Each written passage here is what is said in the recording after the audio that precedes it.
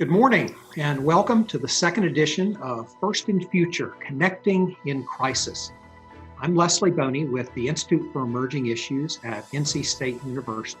Our job as an organization is to lift up big issues, to get smart people together in a room, virtual or otherwise, to come up with solutions and strategies that can help move our state forward.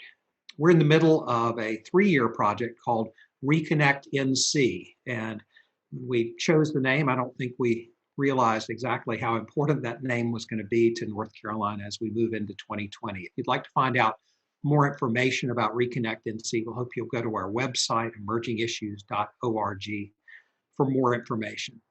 This show, this thing that we're doing on Thursday mornings for the indefinite future, is a show focused on the biggest emerging issue of our time, COVID-19. During this show, we hope to hear from and ask questions to public policy leaders, the folks who are on the line to figure out how we respond to some of the biggest issues we're facing during COVID-19. We will not be doing shows on detailed health information. We're going to be taking on the other public policy issues that come up as a result of this. So each week we're going to look at a key related public policy issue that folks are struggling to get their arms around. We're going to talk with the people who are helping to figure it out on both a state and a local level. And we're going to spend a lot of time focused on points of light, innovative solutions, bright spots from people that are developing them. Our disclaimers, I guess, that we need to say up front that you've heard a lot over the past few days.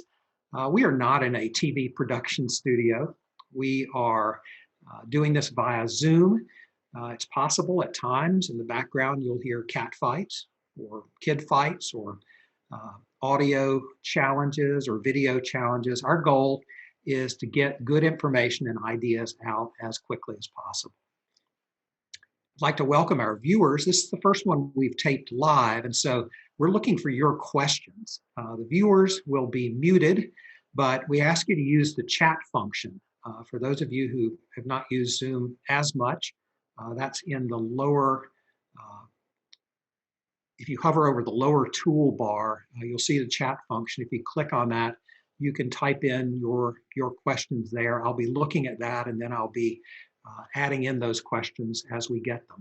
We're going to get to as many of those questions as possible. If you're watching a taped version of this, and there will be a taped version later on our website, the slides will be on our website, emergingissues.org. So if someone's referring to a slide and you're listening to audio only, you can go to our website and look at the particular data that they're referring to.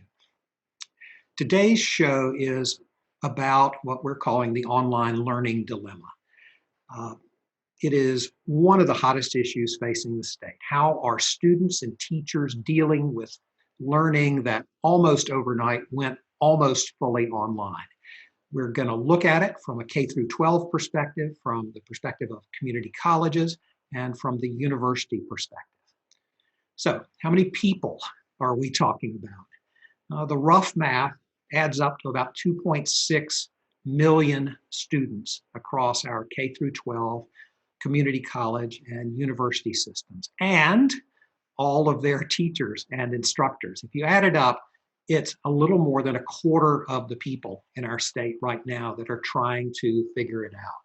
Just a huge number of people in K through 12 public, K through 12 private, community colleges, private colleges and universities, public colleges and universities, a lot of people. And as this problem really came to the fore earlier this week, we've already seen some impacts of all those people being online. Think about it. The previous week, we had a lot of people who were live streaming and a lot of adults who were trying to work from home. This week, we've added in those 2.6 million students in one form or another who are all trying to get online. And that's had some impacts on our broadband system. The recent survey that came out this morning this is from March 21st, so before things fully got going, showed that in about 40% of the nation's 200 biggest cities, there have been significant declines in speed. In North Carolina, Winston-Salem is seeing the biggest impact, down a little bit more than 40%. Charlotte, Fayetteville, and Raleigh down more than 20% in speed. Wilmington down slightly. Durham and Greensboro holding up so far. So that is a real challenge. We talked about it a little bit on last week's show. If you're interested, you can go back to that with Jeff Searle, the head of the really importantly positioned and valuably contributing State Broadband Infrastructure Office. But we are going to today talk about the challenge and the solutions. I hope you will leave today appreciating first how complicated this challenge is, but also be impressed by the progress that we've made so far. My summary, dang, we're good. So making progress. We're joined today by some folks that have been on the front lines of trying to figure this out. First, Keith Sutton, chair of the board of the Wake County Public School System. Jeff Cox, the president of Wilkes Community College, and Hope Williams, the president of North Carolina's Independent Colleges and Universities. So let me start with a question for each of you. How's your internet holding up, your personal internet? So far, so good on my end. Well, I have to say that I am at the office and we're connected to the state MCNC backbone, which I'll talk about more later. So I'm in good shape. Well, as I would say here at the office, it's fantastic. At home, I'm suffering some personal challenge like everybody else with 4 teenagers. My wife and I all trying to access the internet at home. We're seeing the struggle our students and faculty are going through out there in their homes. Seeing some of you comment about your own internet challenges online. Again, if you have questions, please enter them through the chat function and we'll get to as many of them as we can. Let me start with you, Keith. Really appreciate your being here. Mentioned earlier that our public schools are serving 1.5 million students across the state, and Wake County is the biggest public school system in North Carolina, 15th biggest in the country. And it's been a shock to those students and their parents. What's the problem what's the biggest problem that you've had to solve as chair of the school board and in working with the Wake County administrators? Sure. Again, good morning to everyone. Thank you, Leslie, for you and the Institute for putting on this important forum. It is certainly appreciated. For us, I think the biggest challenge has been really setting up an infrastructure to support not just the online work, but everything from training and professional development for teachers, or if it's just getting food out to students, lunches and breakfast. For example, we have a summer feeding program that we usually put in place, but it's not something that's an ongoing type thing. Or when you think about, again, the online learning, teachers have laptops and devices, there's connectivity, but in a system where we have over 162,000 students, 10,000 teachers and 20,000 total employees, we've had to bring up quickly an infrastructure that would be able to allow us to deliver online and continue learning. We had done that by last Friday. Within 4 days, we had an online learning resources website for teachers and students and parents to begin to access. As of last Tuesday, I believe we had over 59,000 users and about 200,000 views. So short answer to your question is setting up the infrastructure to be able to deliver an online platform and learning was probably our biggest challenge.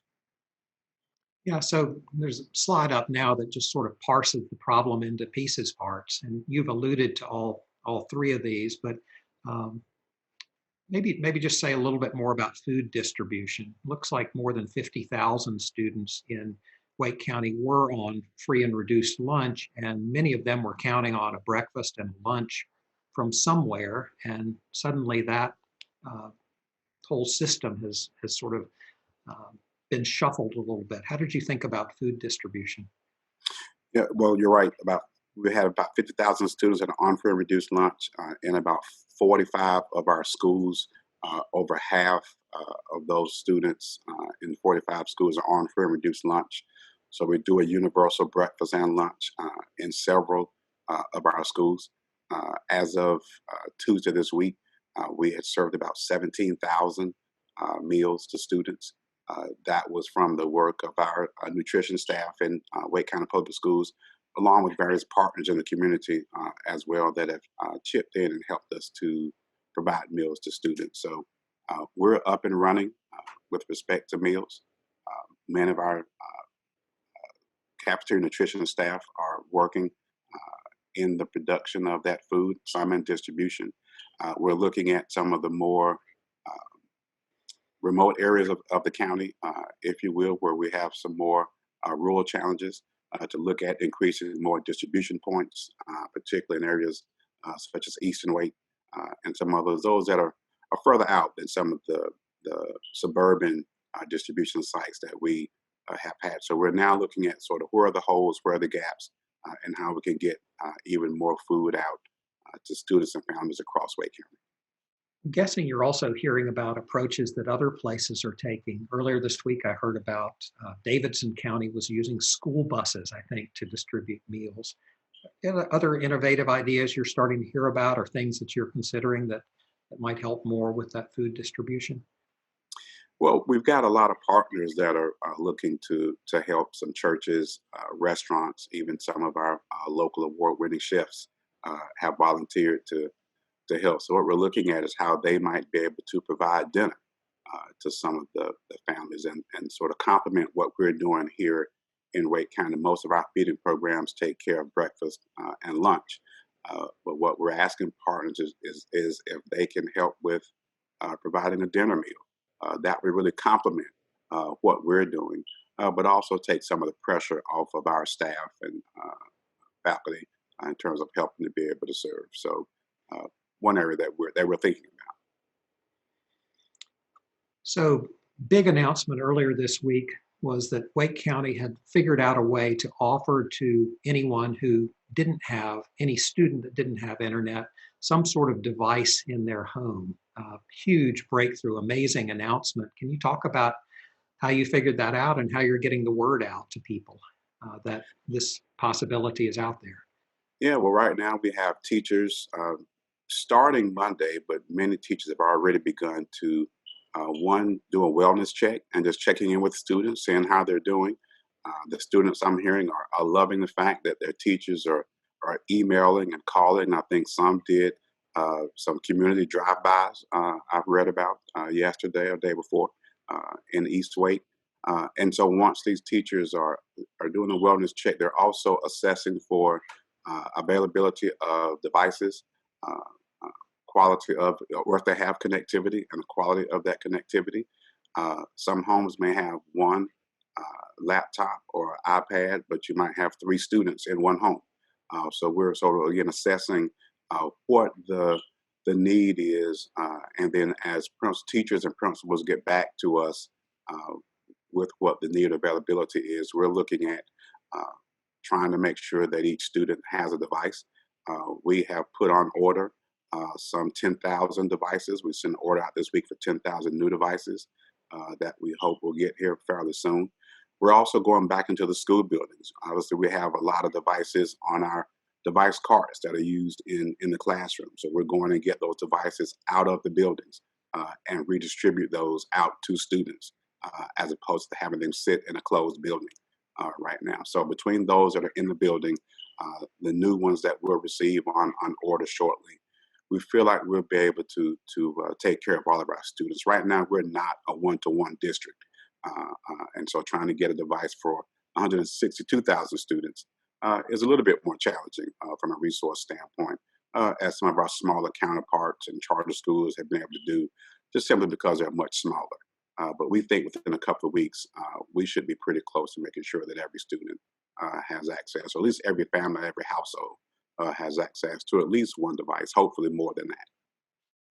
comment from Dawn Gibson in our chat earlier from Eastern North Carolina, talking about some of the challenges they've had with connectivity there. Not every county is as ubiquitously wired as Wake County. Any things you're hearing from your counterparts in other school districts about workarounds or challenges that they've had, either for getting devices out or getting connectivity out? Well, I've seen where we've got great partnerships from some of our corporate partners, Verizon and Sprint, CenturyLink, all are jumping in and providing connectivity. Many are providing the MiFi hotspot tools, items to help provide connectivity in the community. So that I know that many are doing that. I think we're working with some of those providers to help address some of that. But again, we're still in somewhat of an assessment mode just to determine where our weak spots or vulnerable spots are and how we can be supportive to those students and families. Yeah, we were planning on showing this slide a little bit later, but let me ask if it's possible whether we could pull this up. It's a slide a little bit later on that gets at what you were just talking about, some of the resources that are out there either to provide devices or connectivity. And there are a couple of good sites that are out there. So if you look at this one, this is from DPI on their site. It's a long URL, but if you really just go to dpi.nc.gov and start looking in the coronavirus section, there's a section called Remote Learning Resources, and that's some of the people who are providing either free or low-cost mobile devices. Someone in the chat had mentioned that Durham was doing a great job of getting those out, Durham County Public Schools. But there's this aggregated summary on dpi.nc.gov that lays out free and low-cost mobile devices.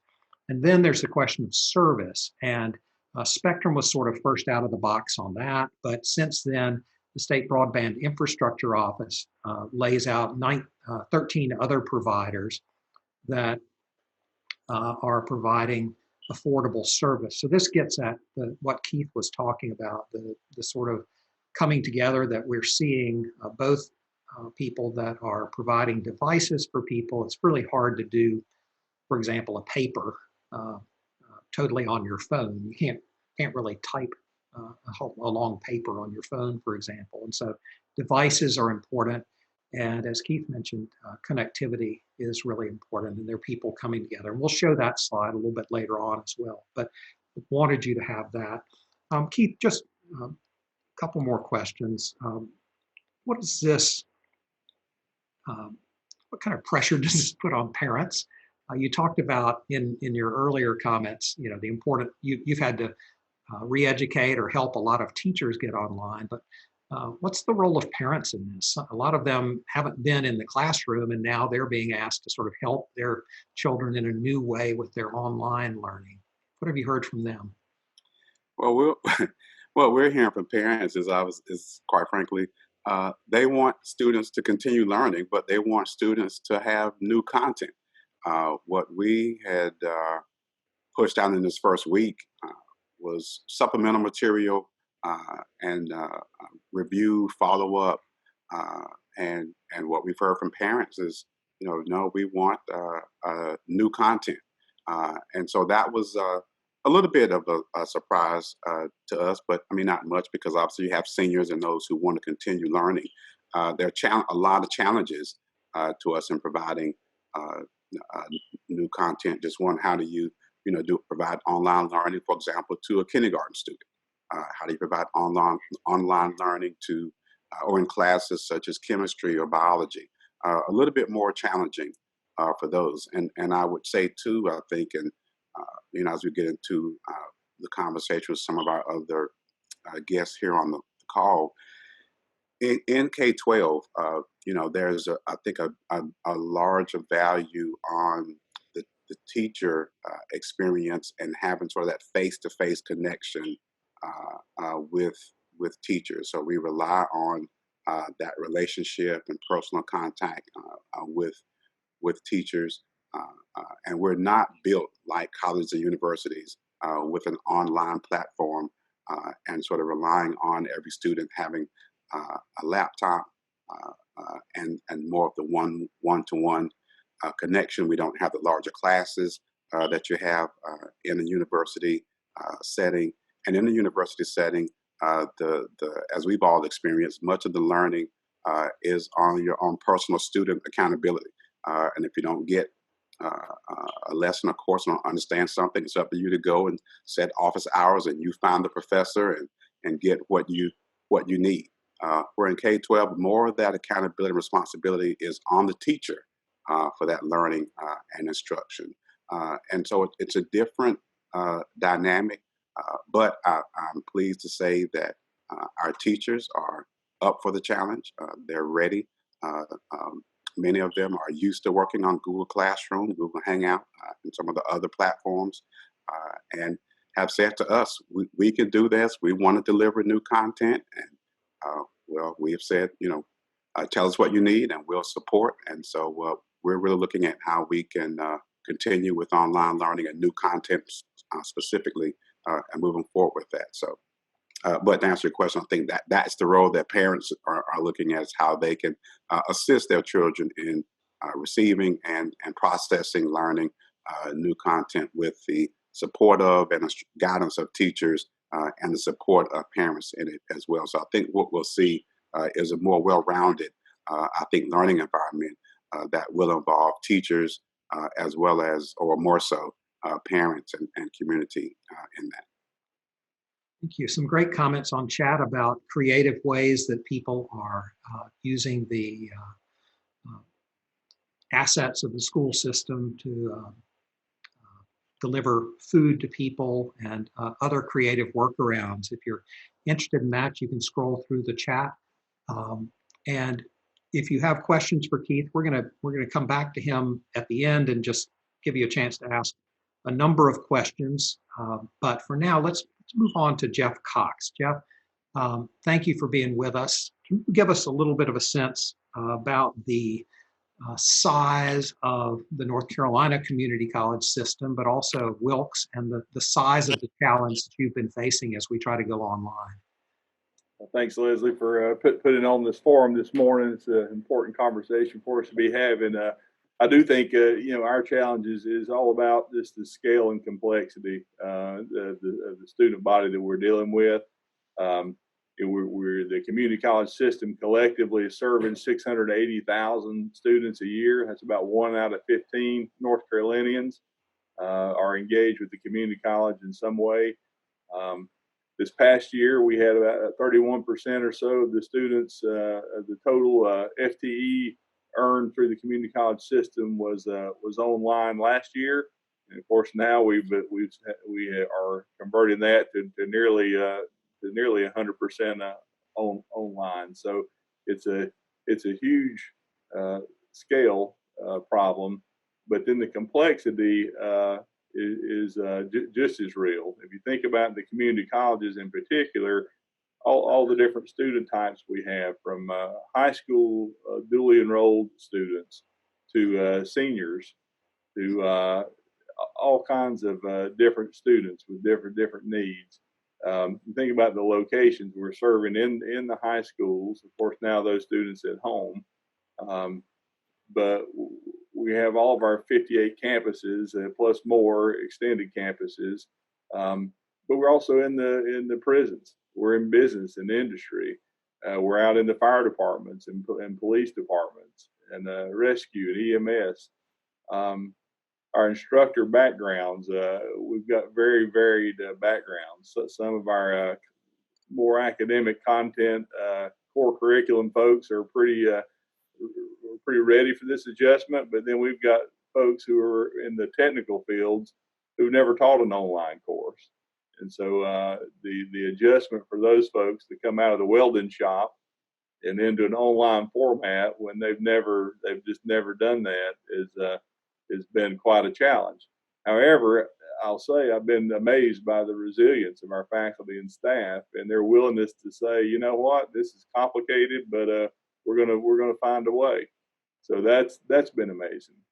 But the complexity, again, dealing with, of course, we partner with our K-12 partners, and there are issues that we're having to sort out with them, with high school students who have laptops, who, by design, those laptops are more secure, more sort of locked down for security. But now that we're having to do everything online, we're having to work through how do we open up access enough to share video content on those laptops that are high school laptops with these college dually enrolled students.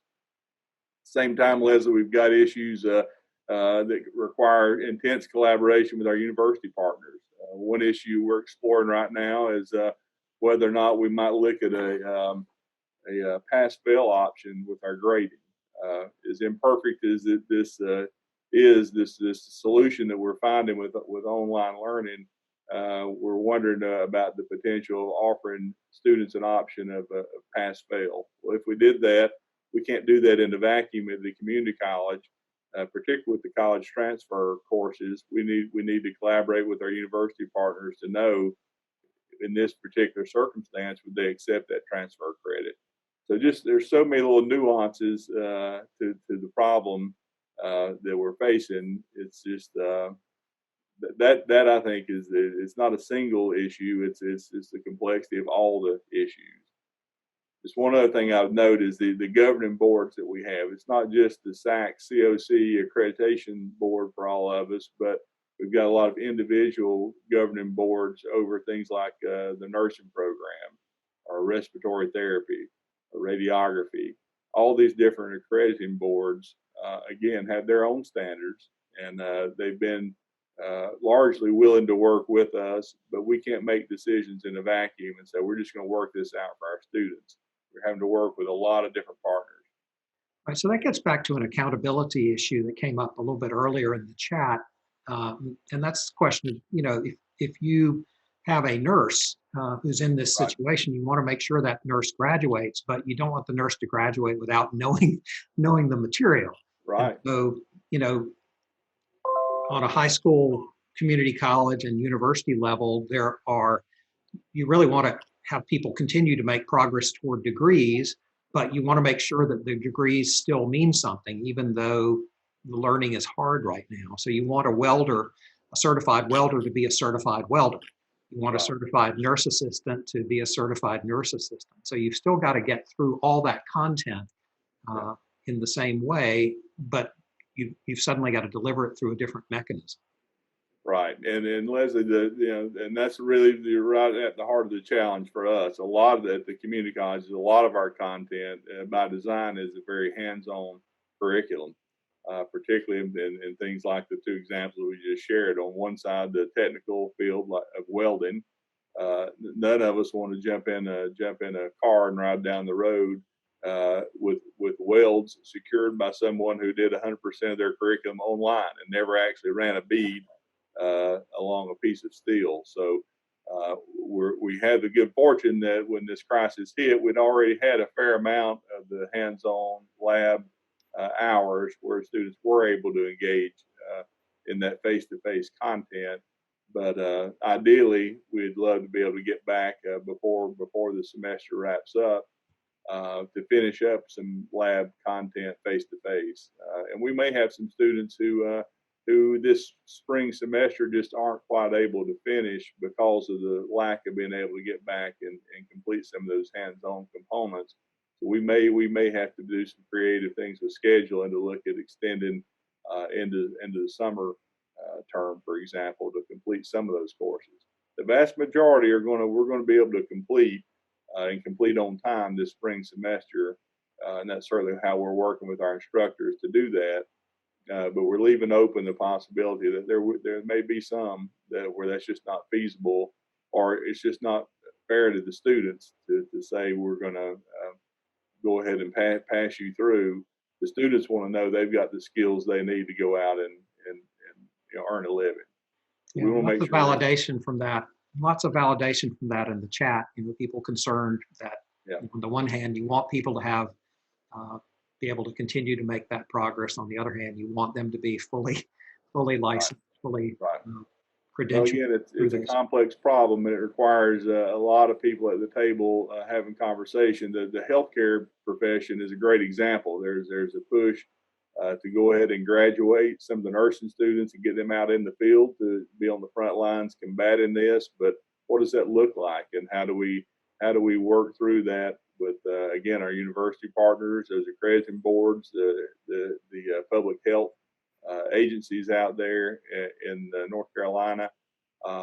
There are creative ways to look at that, but we're grappling now with the issue with clinicals. Our students, we can do the coursework and a lot of the classwork online, but to the greatest extent possible, we still want those students to be able to engage in their practical clinical hours out in our healthcare facilities, and we're able to do that so far. But I know some locations are having to shut down outside folks coming in, which in some cases includes students who are not able to complete those clinicals in the traditional sense. So they've shifted what they can online, and we're doing some simulation at the colleges that we're set up to do.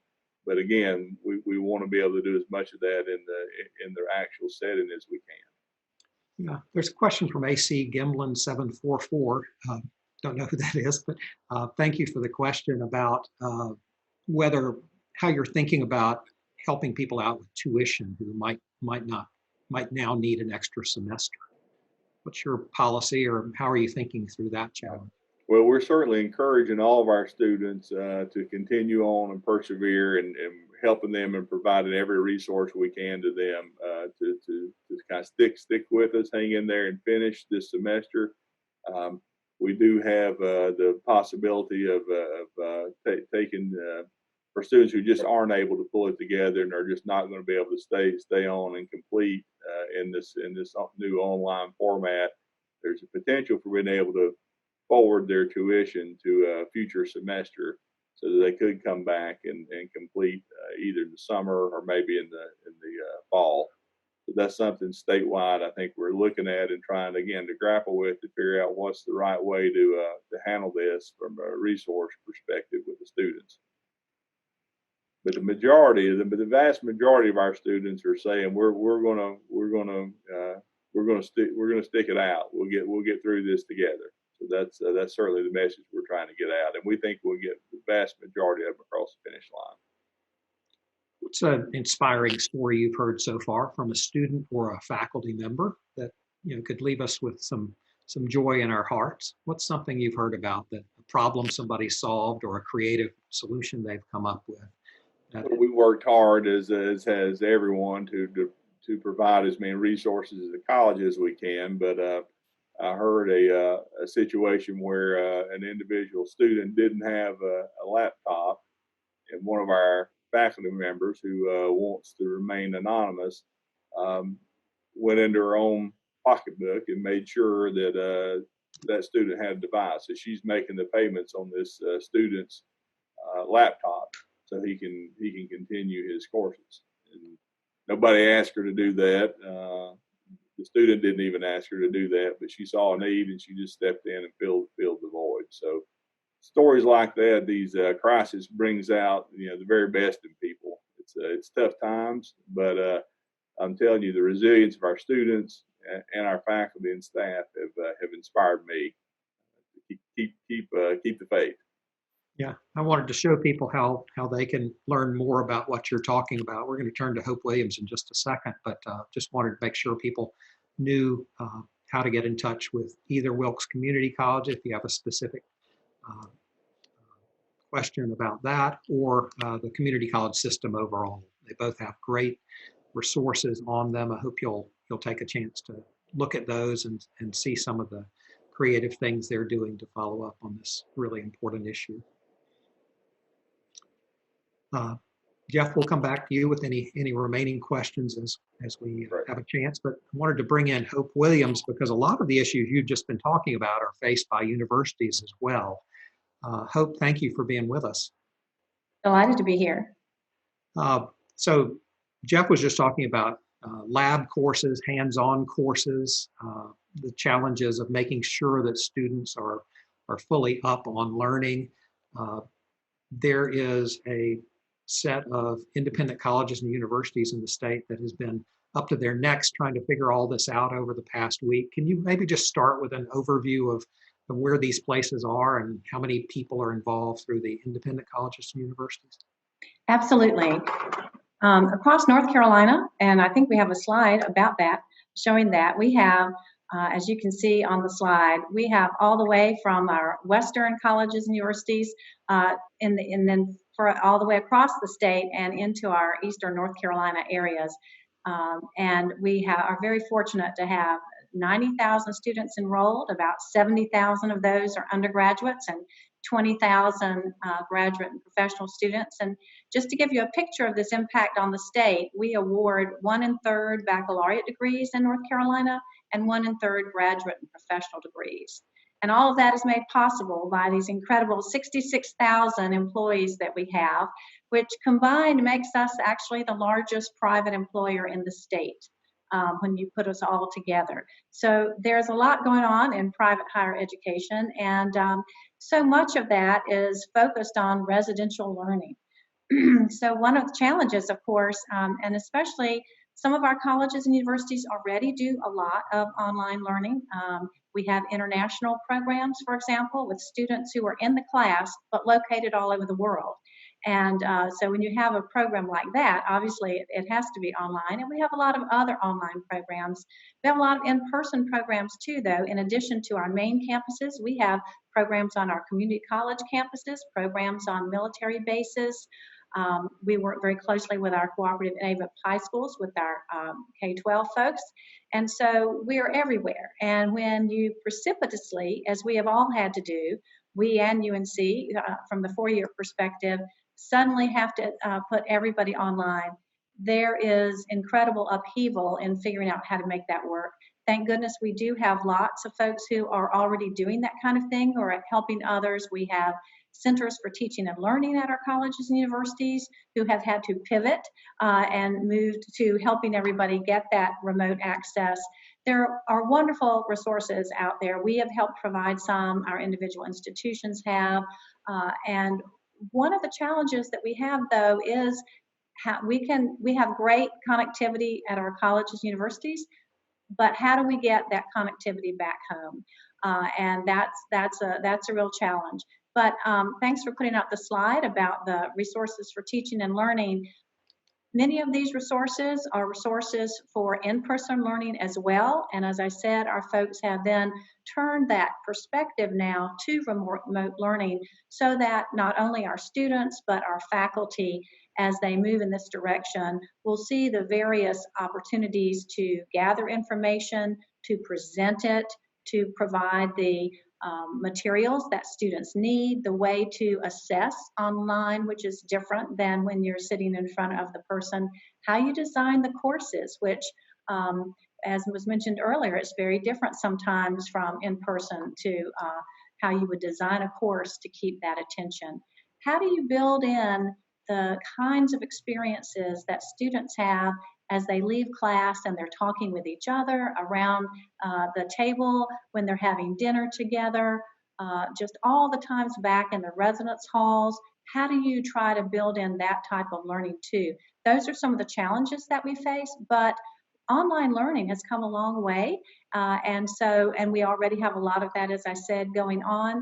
But one of the challenges we do have is certainly in, just as we are recording today, many of our courses are being recorded because, again, we have students all over the world. We're not all in the same time zone. Even for our students from the United States, they may be in a very different time zone. So trying to figure out how to make that work for everybody has been a real challenge. All of our colleges have gone, or will go as of Monday, to remote learning. One of the things that we did in most cases was to extend a spring break. We had a few of our campuses that were already back from spring break when this suddenly began to increase so much in the number of cases. But a number of ours were able to add an extra week of spring break to give faculty time to get those courses online and get the kind of assistance that they needed to make that possible. So As of next Monday, all of our courses will be remote. But I do want to mention, and this is something I think that's important that people may not be thinking about.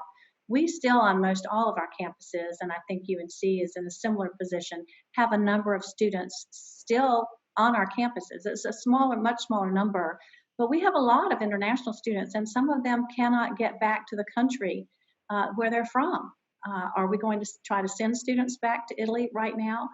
The same is true for some of our out-of-state students. I don't think we want to have to force students back into New York at the moment when they're telling everybody that if they're leaving New York, they need to self-quarantine for 2 weeks, even in leaving. And then, of course, we have a number of campuses with homeless students. And for those students, all of those, and especially our homeless students, the safest place for them right now is where they are. And we want to be able to keep them there. We appreciate in the orders that are being done across the state right now, all of those are including educational institutions as essential functions, and we need to be able to have that. So not only can we take care of the students that are still on campus, but for those folks who have to come into campus to help with our remote learning, we need to be able to have them there too.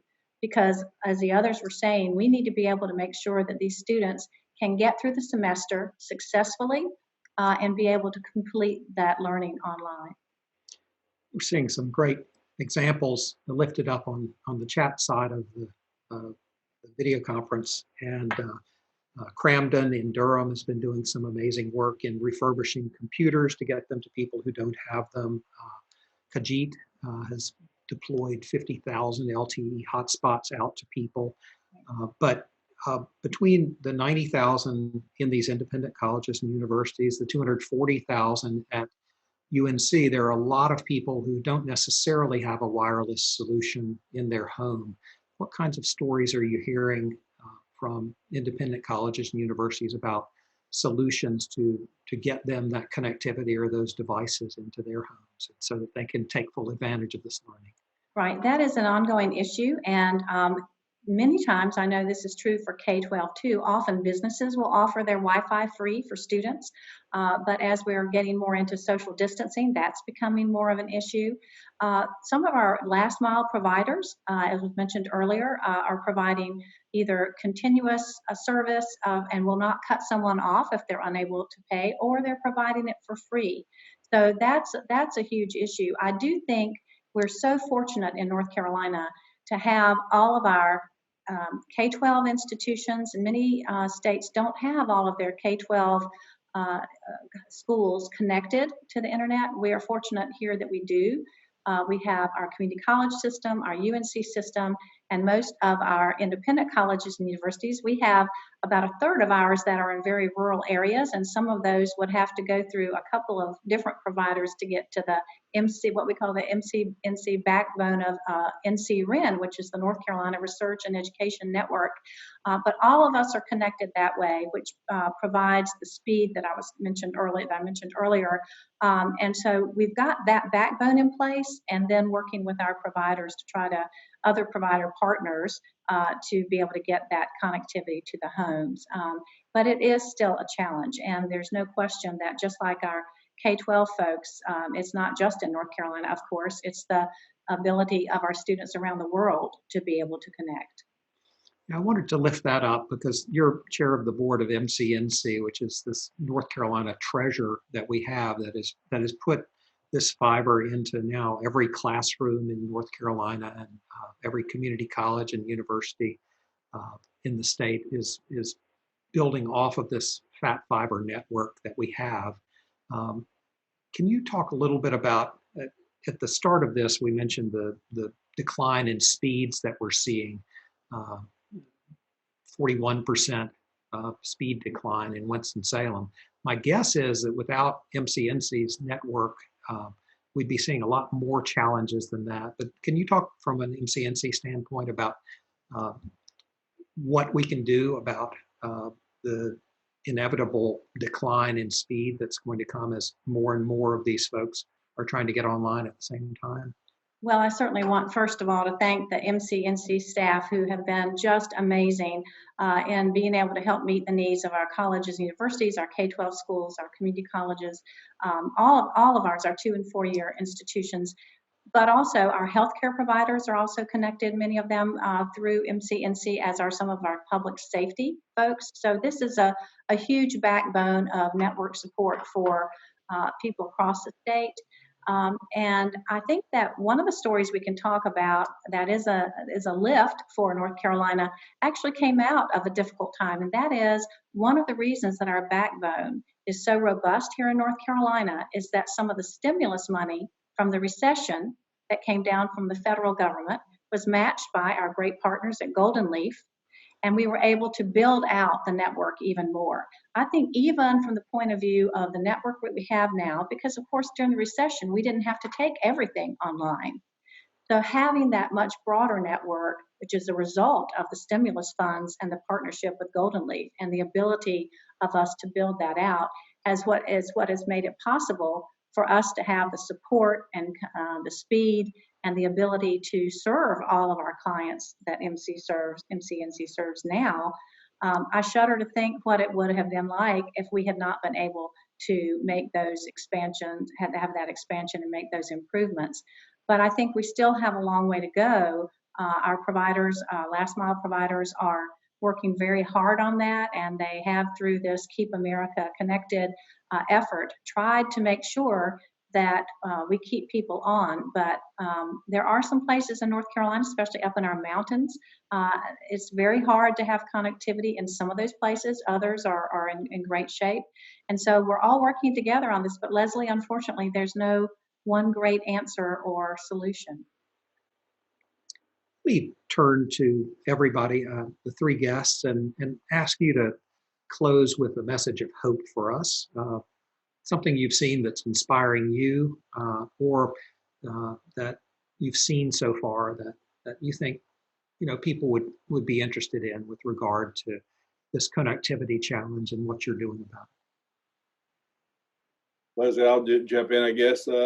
So we talked about everything that's moving online. I guess the one area that the community college system has granted kind of an exception to that is with our public health and safety folks. So things like, we mentioned the nurses, but the police, the fire, the EMS workers, the rescue departments, all those folks who are just critical to our response to this virus.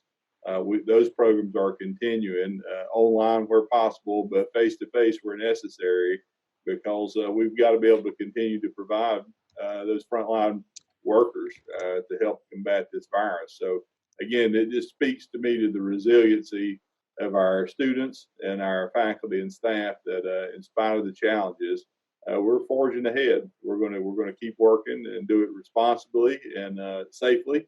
But our folks are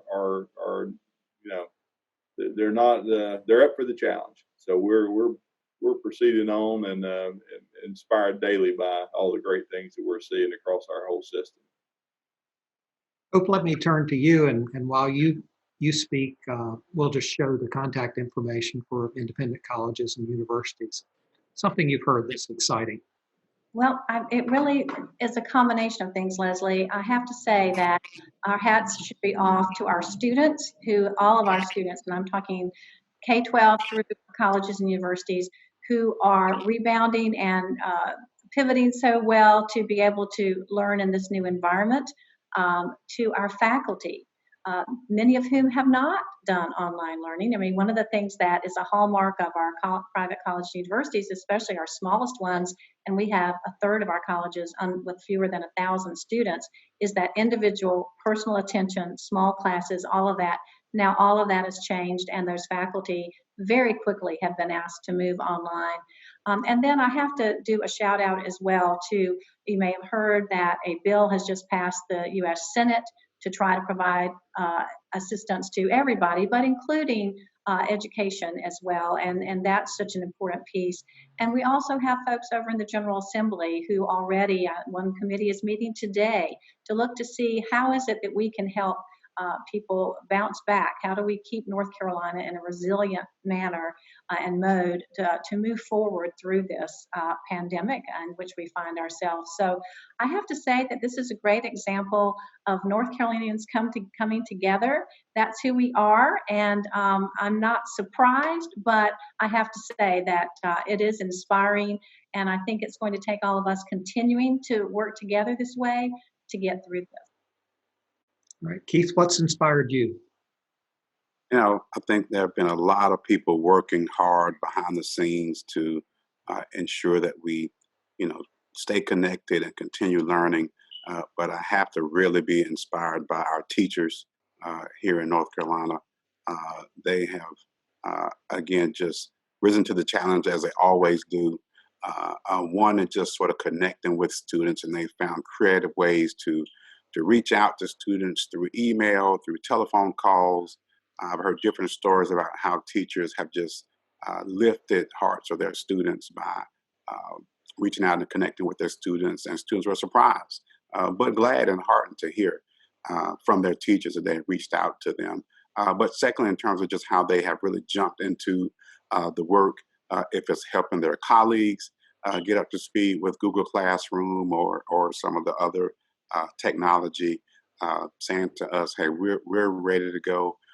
We've got lesson plans, we've got homework, we've got tests that are all online and ready to go. Don't hold us back. We can do this. So let's move forward with the challenge. And so I've just been extremely inspired. And I think last but not least, we have certainly seen with all of the parents and everyone now working from home how much people now really value and understand and appreciate the work of our teachers on a daily basis. So that has been inspiring. So just seeing the heart and soul of North Carolina's teachers just sort of coming to life has been doing what they normally do, doing what they always do, has been most inspiring for me. Well, I think I can safely say that you guys have been inspiring too. Somebody said earlier this week, what a year this week has been. And I know there's no clear evidence that you guys have lost hair over this, but I know that this has been a really stressful time for all of you. Thank you for that. And I think we're seeing in the chat that a lot of people are really impressed with the work that you've done. So thank you for that. And I wanted to just go back to a slide we showed earlier just to show it one more time, and that is a couple of the places that are aggregating resources for how you might be able to get online or how you might be able to get free or low-cost devices. Again, there may be other places you can find this information, but dpi.nc.gov has some good information about that they've been collecting on who's offering free and low-cost devices. As we mentioned earlier, there have been there's been some amazing work done by Cramden and others, and there's just a listing of where you might go to turn if someone you know does not have a low-cost or free mobile device. You might be able to refer them to that. If you need service, lots of people are in that mode. We mentioned Spectrum earlier just because they were first, but Khajiit and others clearly are doing amazing things to provide service to people. And there's an aggregation of that on the amazing Broadband Infrastructure Office website in the state that really keeps up with this connectivity challenge. So I'd urge all of you to keep up with that. This episode is going to be posted online. The video version is also going to be posted online as an audio version. So I'd like to thank our guests, Keith Sutton, the board chair of the Wake County Public School System, Jeff Cox, the president of Wilkes Community College, and Hope Williams, the president of North Carolina Independent Colleges and Universities. If you like the show, tell a friend. We're going to be back next Thursday at the same bat time on the same bat channel. If you have ideas for future shows, please reach out to me. I am LN Boney, Boney at ncsu.org. If you'd like more information, you can get that through our website, emergingissues.org. If you like the show, I hope you'll join us next week and bring along a virtual friend. If you want to refer them to this show, we'll be posting a video version later, an audio version on our website, and the slides will be posted along with that. Just look for First in Future on our website. First in Future is produced by Greg Hedgepeth and James Herrick with support from Kirsten Chang. If you have ideas you'd like to see on the future, please email me, lnboney@ncsu.edu. If you'd like more on a range of public policy issues raised by COVID-19, I hope you'll go to our website, emergingissues.org.